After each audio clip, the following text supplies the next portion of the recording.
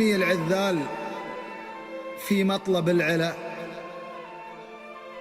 ويلومني من لا هواي هواه، وحن كعبة المظيوم إلى ما وزابنا نجيره ولا نرضى بغير رضاه، ولنا هضبة يا من بها من نجيره، على رغم من ضده ومن عاداه، وكم قد دهتنا من خطوب ملمه، ولا لينت منا صليب قناه، صبرنا على صكات بقع افعاننا، إله على من فوق عرش سماه، شابت عوارضنا وجهلت قلوبنا، ولا شيب إلا من يشيب نباه، على نصر مظلوم وعلى قمع ظالم، ومقام حق في رضا الإله. وربعي إلى ما جاء من الدهر نايبه، إلى قلت قول ما يرون سواه. المؤسس جاسم بن محمد بن ثاني، الله يرحمه ويسكنه الجنة.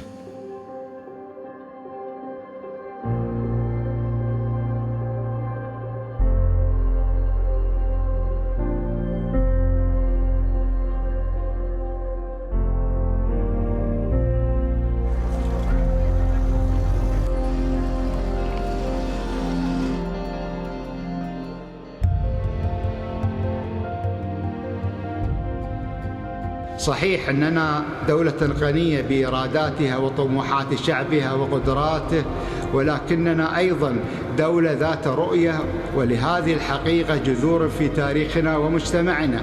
لقد كانت قطر دائما عربية الانتماء كما كانت دائما كعبة المظيوم، وقد حافظ المجتمع القطري على هذه القيم والتقاليد بعد أن أسبغ الله عز وجل علينا بمزيد من النعم، وبعد أن أصبحت قطر في المراتب الأولى عالميا في معدلات النمو، فلم ينسى مجتمعنا أصوله وتراثه والقيم التي جسدها عبر تاريخه الطويل.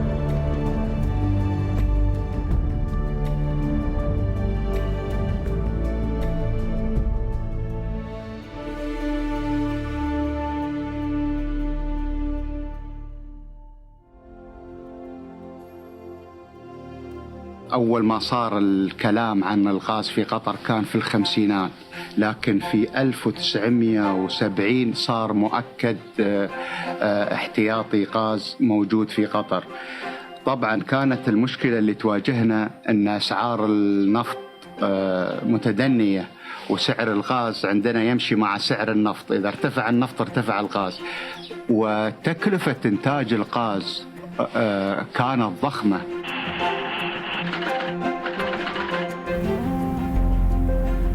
I'm Andy Flower.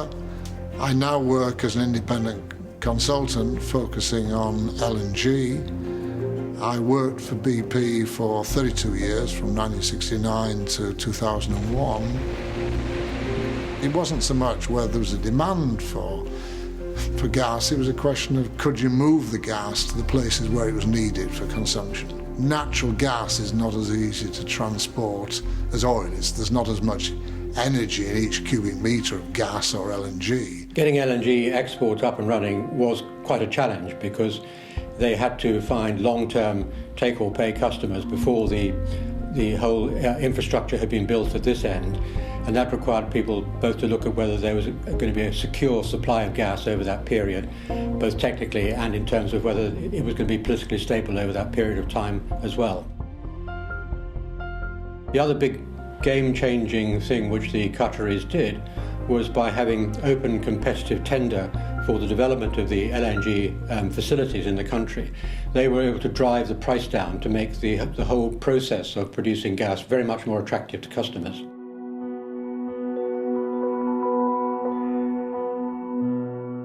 It was 1989 when Chubu Electric indicated to Qatargas that they were interested in purchasing 4 million tonnes per annum. And I think that really was the time when LNG became more than just a possibility, a real probability. لكن أشكر الشركات اليابانية، هي اللي مولت المشروع، هي اللي اشترت المشروع، الماركتينج هم اللي عملوه. لكن بعد فترة المشروع بعد فترة وجيزة من 2 مليون طلع إلى 4 ملايين طن، وفيما بعد الآن حوالي 6 ملايين 7 ملايين طن في المشروع. Getting the major oil companies involved was also extremely important for the development of the gas industry here. In the early 1980s, the Qataris invited companies to a bid to participate in the development of an LNG project, and BP was one of the companies that was chosen.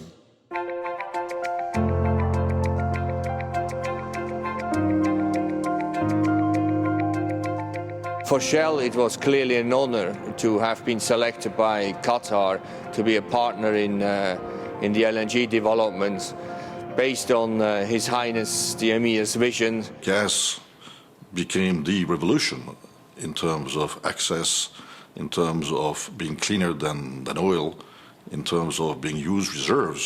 One of the major obstacles, as I said, it was the market.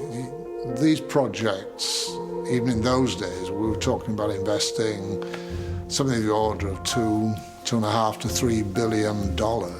A very large number of people right at the top in BP and down through the ranks did not believe that there was a future for liquefied natural gas being sent around the world, and had some question marks about the actual viability of the Qatargas project itself. BP's decision to pull out was made in November 1991. فكان عندنا مشكلة أنها انسحبت، وهذه كانت لطمة لنا، وتصريحهم اللي طلعوه رأينا من وجهة نظرنا سيء بحق قطر. I think there's a real lack of vision in BP as to what LNG could be and what role Qatar could play in that. BP now, when I talk to people there, think is probably the worst strategic decision they made. Certainly from my own perspective, I regret not being involved, having seen what's happened. But I think some of the senior management probably, with hindsight, although they probably wouldn't admit it, they probably regret the decision. أنا قرأت التقرير هذا تقريبا الساعة 1:15 في الليل، واتصلت مباشرة برئيس الوزراء الحالي اللي كان وزير بلدية، أعتقد في 89 في الثمانينات كذا كان وزير بلدية، وطلبت منه الذهاب إلى أمريكا لأن احنا محتاجين شركة استراتيجية تكون معانا تساعدنا في التمويل في التسويق.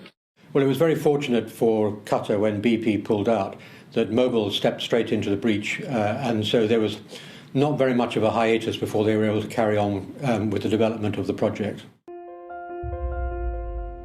Well, there are two essentials that are necessary for a company like ExxonMobil to consider entering business in a new country, and Qatar really provided both of those. First was a world-class resource, certainly in the form of the North Field. But equally, if not more important, was the leadership of the country and the vision of His Highness the Emir to create the proper business environment.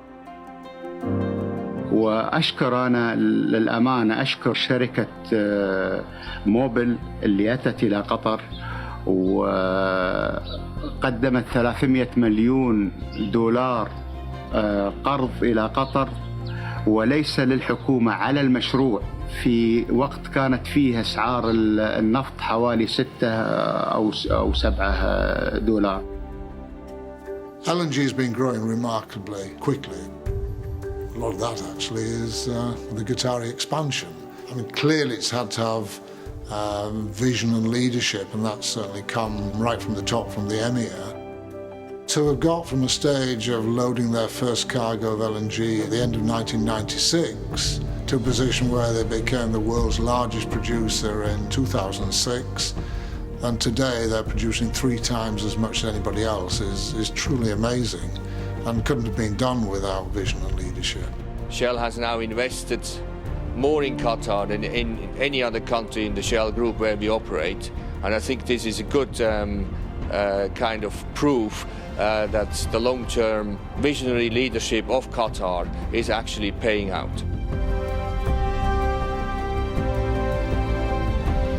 But with good planning, participation of all of the companies and the leadership of the Emir and the oil minister, well, this has really been handled in a very remarkable way.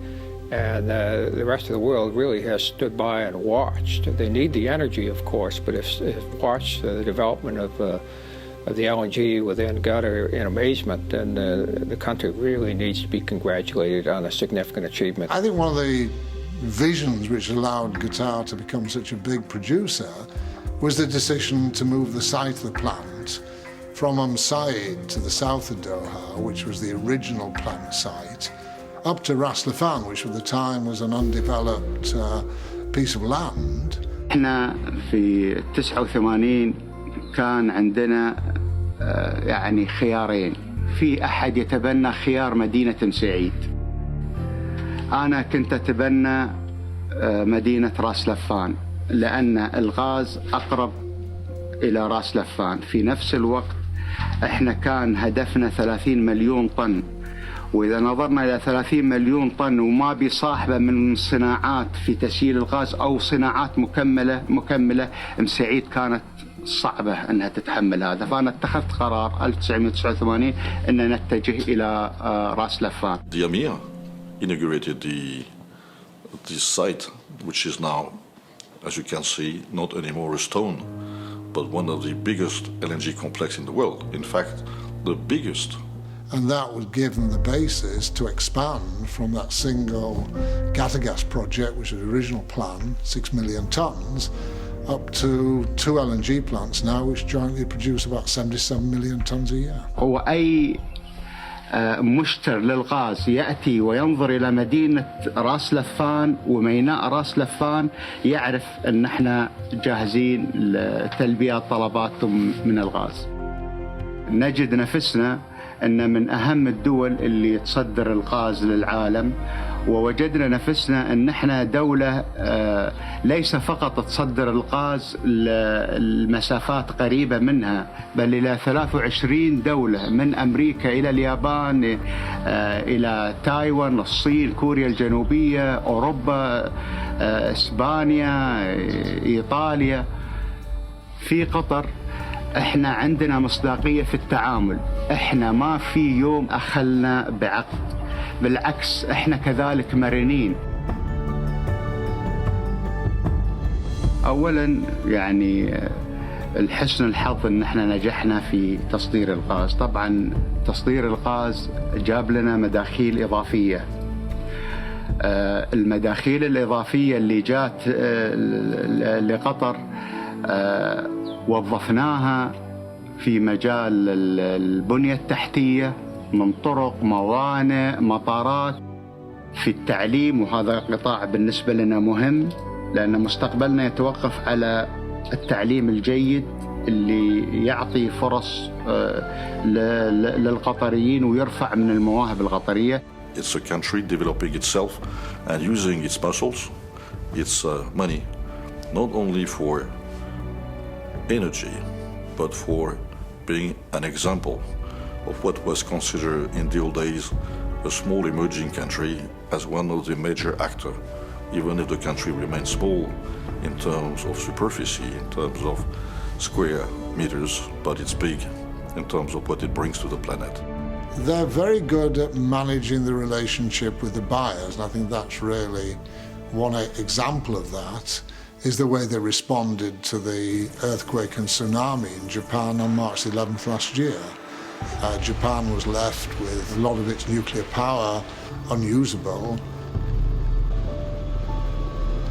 Qatar responded by moving extra cargoes into Japan, and they've supplied nearly half of the extra LNG that Japan needed. That's been important. Japan launched them, and they've remembered that. 2012 was a special year for Japan and Qatar because it was the 40th anniversary of our diplomatic relations. One of the most important things that Qatar offer or Qatar provide us are trust and friendship. And this was demonstrated after the earthquake and tsunami that hit Japan in 2011.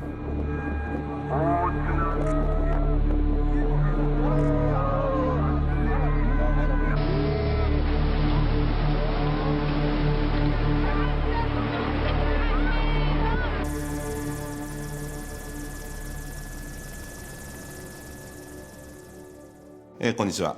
私、女川町長を務めております須田義明です。東日本大震災におきまして、日本全国では18,719名の方が犠牲になり、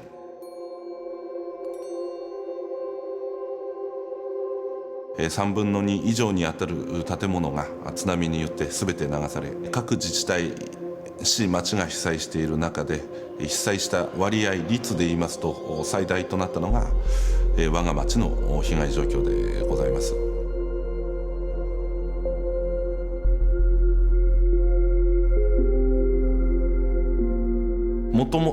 私はその朝一番で町の姿を見ましたのは、私のもともと事務所兼倉庫があったところに立ったんですね。そこももちろん何にもありません。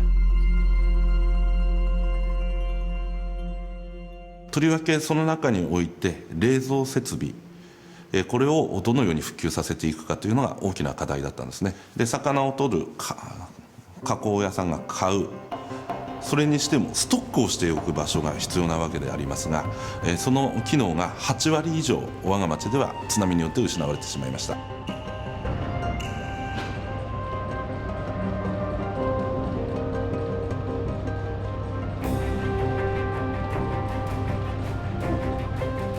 私はマスカーがある女川町魚市場海遊兼任の理事長の高橋貴信です。お魚をですね取ってくれる漁師さんのお魚を処理するのにまず冷蔵庫が必要だと、いわゆる希望の赤潮がですね欲しかったんですね、建物がですね。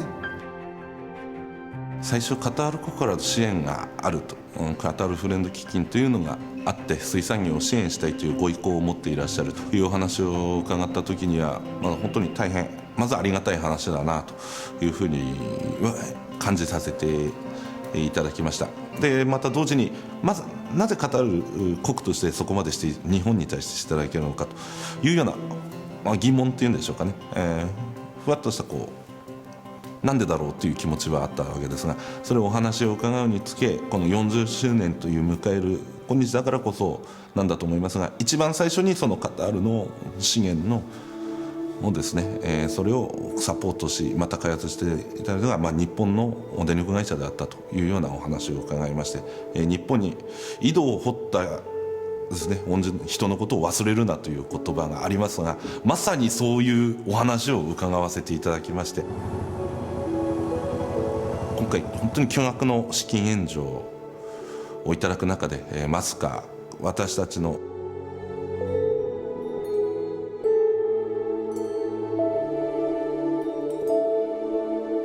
一番の立つはですね、この建物そのものが心の支えなんです。このビッグがね、ちっちゃいんじゃダメなんですよ。この場所から来た人があれは何って聞かれるのが最初なんですね。でカタールからの援助で冷蔵施設を今あそこに建ててるんですって言うんですけども、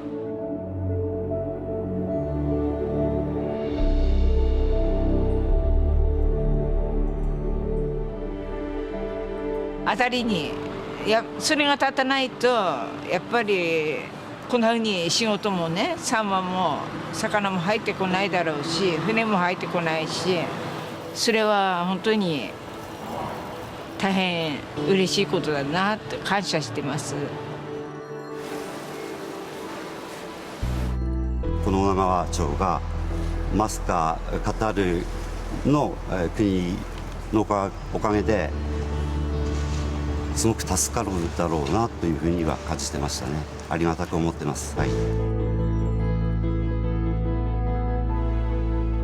今回カタールのですね、政府の皆さんですとかその他の皆さんと交わらせていただきました。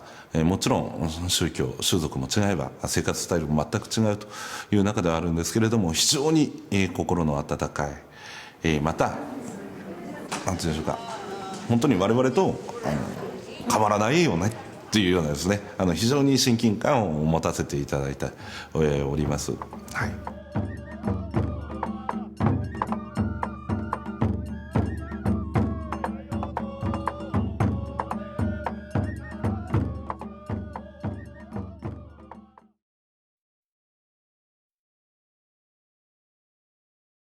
The one thing that was unique was the setting up of Al Jazeera satellite television channel. It totally transformed the whole approach to news broadcasting, not just in this region, but across the Middle East, and indeed probably across the Third World as well. This is the vision of the Emir Sheikh Hamad. He saw this opportunity when the BBC Arabic failed in 1996, and he rushed in to hire all those journalists and to make this happen. Earlier, in one of his first acts after becoming the Emir, he abandoned or abolished the Ministry of Information and all the censors that were associated with it. The Emir created this channel and allowed the journalists to decide what was going to be on. He thought transparency would be good and it would be able to create the kind of liberal monarchy that he hoped to have here. I would say that it's serious journalism. It's providing this view of the Arab world that was not possible until this satellite channel came along. Before that, there were just terrestrial signals. That's the news that people got, was the news that their governments wanted them to hear. One of the effects of Al Jazeera Arabic has been to set Qatar at odds with pretty well every one of its neighbours from time to time. But the Emir's view on this is rather like the British government's view would be to the BBC. We may pay for it, but we do not exercise continual editorial control over it. The international spotlight was turned on Al Jazeera in 2001 after the 9/11 bombings. Because of its international reach at that time, it became a place to which Al-Qaeda delivered pre-recorded taped messages to the world, and Al Jazeera used them, as it should have. That's good journalism. They got something no one else had, people wanted to hear, so they played those things. There's been a certain inconsistency in the criticism of Al Jazeera, because sometimes it just has relayed messages which the world probably ought to be hearing, and it doesn't necessarily mean they completely agree with the message which is being delivered. وننتقل بكم مشاهدينا إلى بغداد حيث انطلقت صفارات الإنذار الآن ويبدو أن during this period of time, you had Al Jazeera bureaus in Baghdad and in Afghanistan bombed by the United States military. And there was even a story that President Bush at the time wanted to bomb headquarters here in Doha, but was talked out of that by Tony Blair, the Prime Minister in the UK. So it became an international sensation after 9/11. They have just made it possible for news to be reported everywhere. They have journalists from dozens of countries in the newsroom here in Doha, and hundreds and hundreds of experienced journalists around the world. I think they should be proud of their coverage of the Arab Spring. They sent journalists into these places. They put their lives at risk in some cases. What was going on in Tunisia became visible to people in Egypt who were equally frustrated with their situation. And when they saw that the Tunisians had unseated Ben Ali, they took to the streets after Mubarak, and it kind of then tumbled through the Arab world. Al Jazeera was the place you had to be. It has really the voice of the voiceless. It's on the streets, listening to ordinary people tell their stories.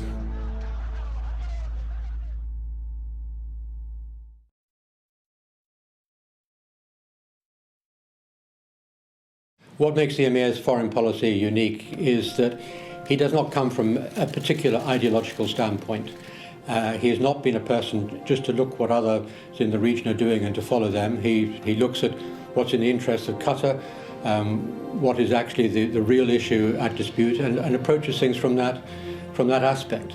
Well, the ability to maintain relations with apparently opposing groups and countries and factions has been inherent, really, in Qatari foreign policy, particularly since the Zionist Emir has been running foreign policy. In the cases where Qatar has gone that extra step, taking sides effectively, it was on the basis of a calculation that being neutral was actually going to be worse than taking sides. In the case of Egypt, in the case of Tunisia, in the case of Libya, in the case of Syria, in the case of Yemen. It was a clear decision taken. This is the way things are going. There's absolutely no point in staying behind the curve. We've got to get ahead of the curve. There is no doubt that one of the main drivers of the Emir's foreign policy is a humanitarian one. Gaddafi was never someone who was going to listen to reason, but by throwing his full weight behind the process of helping the uprising in Libya, he was very conscious of the humanitarian needs of the people there. فإذا بالطفل الليبي أول قطرات حليب تصل إلى جوفه الرضيع كانت من قطر، قطر الخير، قطر الإغاثة. المرضى انقطع عليهم الدواء، مستشفيات مليئة بالمرضى، ثم زاد عدد الجرحى، كثر عدد الجرحى، فأول جرعات لمريض وصلت من قطر، وأول ضمادات للجراح لمن جرحوا في المعارك وصلت من قطر. The call for military action was a surprise because it was the first time an Arab League country had actually taken that kind of step. There was an absolute lack of leadership elsewhere, including in the Arab world, but also, of course, beyond that. But it was typical of the Emir that having called for military action, he was prepared to put his money where his mouth is, as it were, and commit Qatari Air Force to playing a part as well. It was in part a symbolic action, but it was a demonstration that here is an Arab country that can actually do more than talk and take the lead, and it proved successful. The Emir would probably take the view that if you're going to achieve anything in foreign policy, you've got to be prepared to talk to the people you disagree with, not just the people you agree with.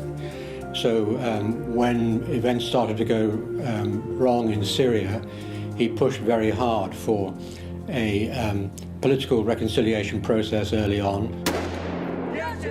When President Assad would not listen and the fighting got worse, his primary concern became the humanitarian one.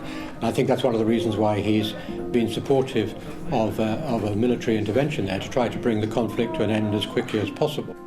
فإنني أرى أنه من الأولى والأجدر أن تتدخل الدول العربية نفسها انطلاقا من واجبها القومي والإنساني سياسيا وعسكريا والقيام بما يفرض ويكفل وقف نزيف الدم السوري وقتل الأبرياء وتشريدهم وضمان الانتقال السلمي للسلطة في سوريا. But Qatar has played an extraordinary role, I think, in terms of bringing parties together through very focused, concerted efforts by key people all the way to His Highness the Emir himself. They range from an attempt to bring the Palestinian factions together, Hamas and Fatah. إنما تضمنه الإعلان له خير دليل على التصميم لدى الأخوة في حركتي فتح وحماس على إعادة اللحمة إلى الجسم الفلسطيني السياسي. To really rather successful brokering peace between or understanding between factions in Lebanon, to a huge investment of effort in Darfur in Sudan. The highway that was built was an indication, a demonstration of the benefits that could be had from coming to a rational, amicable settlement of this dispute. Sometimes you hear in the West, why aren't the rich Arab states giving more aid around in humanitarian crises? Actually, they do, but they do not trumpet it. The support by the Qatar to Japan after the great disaster in 2011 was the quickest and the largest among the world, with $100 million reconstruction assistance by the initiative of His Highness the Emir, and additional supply of more than 4 million tons of liquefied natural gas. The Emir does stick by his friends, and that's actually a very, very strong Arab tradition as well, that people who have helped you, you stay by them for a long time. And if you could dig out the figures, you'd find that per capita, the countries like Qatar give far more in humanitarian crises than any of the Western countries do. The uniqueness about Qatari foreign policy lies in part, of course, in the contrast between its smallness and its regional and global influence. It shows a very coherent and very focused and hugely energetic leadership that picks up these opportunities and runs with them in a very persuasive way. One of the things about the Emir, which I think sets him apart from most other rulers in the region, is that he is totally committed to what is good for the country. There's never been a personal ambition in this at all. Other people may sometimes disagree with the specifics of that vision, but I don't think anybody could question the commitment he has to trying to do what is best for the country.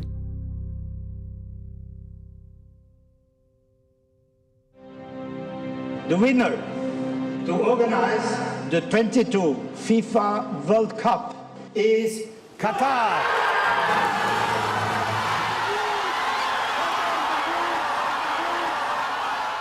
أكيد الشعور يعني المنافسة كانت قوية، وطبعا احنا أول مرة نحس بأجواء المنافسات في كواليس الفيفا وكيف الناس تتحرك وكيف تشرح ملفها.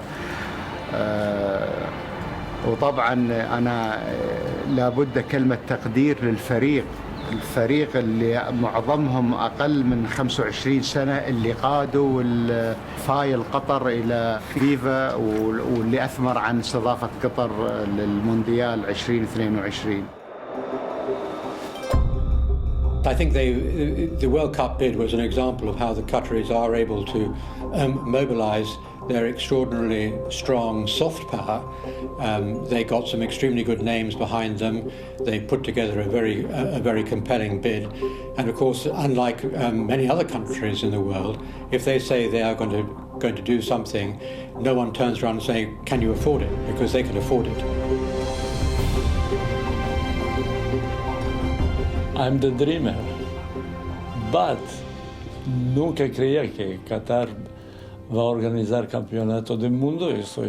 Diría yo, el día cuando se anunció que Qatar va a organizar campeonato mundial 2022, era tan feliz. He tenido emociones y, verdad, pienso que va a ser un campeonato del mundo maravilloso porque el Qatar es el país de sueños. Y ver lo que yo vi el 2003 y hoy en el 2012 es fantástico la evolución del país. Prácticamente he venido todos los años y te das cuenta de la apuesta de Qatar por el deporte, por la cultura, por la universidad, ¿no? Por los eventos, ¿no? Yo creo que es un país muy preparado, un país que se está preparando y estoy seguro que 2022 va a ser un gran mundial, una gran apuesta de Qatar. Creo que Qatar está preparado, ¿no? para hacer un gran mundial, para que tanto los jugadores de fútbol, los profesionales, las selecciones y tanto los aficionados disfruten de grandes partidos, de muchas comodidades, de muchas facilidades para disfrutar tanto de lo que es el fútbol y luego en lo que es conocer la historia y la cultura de Qatar, ¿no? Estoy jugando en la Liga Qatarí. Tengo un contrato de 2 años y también estoy colaborando con Aspire Academy como asesor, ayudando al desarrollo de los jugadores de Qatar, con el foco en ese Mundial 2022, ¿no? Para que el nivel en el fútbol qatarí pues, se suba poco a poco y en ese Mundial pues, puedan competir a un nivel muy alto, ¿no? O sea, la gente debe ser consciente de dónde Qatar era antes, dónde está hoy y, verdad, es muy difícil imaginarse dónde Qatar va a estar dentro de ese año. Pienso que es importantísimo, es fundamental cuando un país como Qatar tiene líderes que tienen visión que pocos países del mundo tienen.